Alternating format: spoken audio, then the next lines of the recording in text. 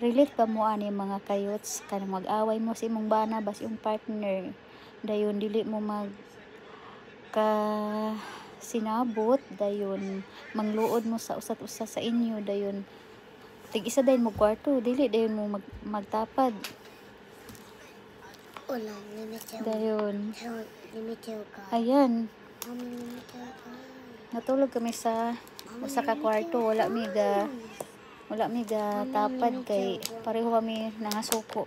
Limited guys, mommy. wala mi ga tapad og tulog so dili siya kakagod.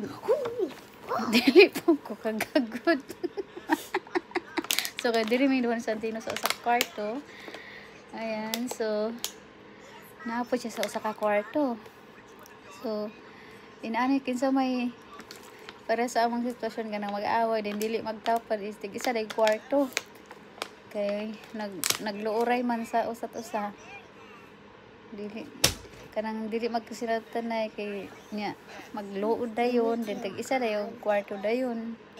Guys, So naaday mi diri it's your birthday. wala mi nitapad sa iyang sa iyang daddy.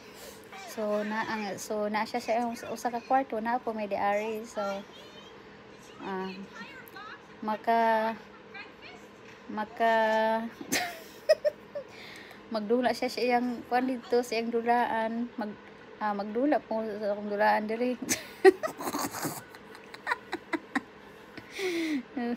Kanang sala sa init, sala sa lamig, ganyan talaga ang pag-ibig. Dili jud makakagod kay wala man gatapad og higda. Tig isa man jud og kwarto. So maura to guys. Kung siya tong nakarelatan nga kanang mag-away mo sa imong bana dayon dili na dayon mag-ambatay tig isa day kwarto. Na siya kwarto na ako kay kwarto.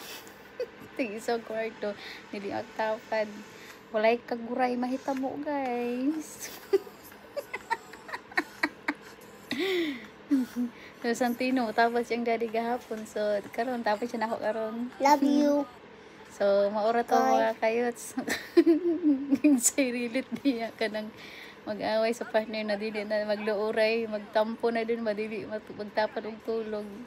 So tig isa na yung kwarto kunwari dili magambatay nya usa ra ka balay ang gipuy-an then pagka pila ka adlaw ay hara rin magambatay.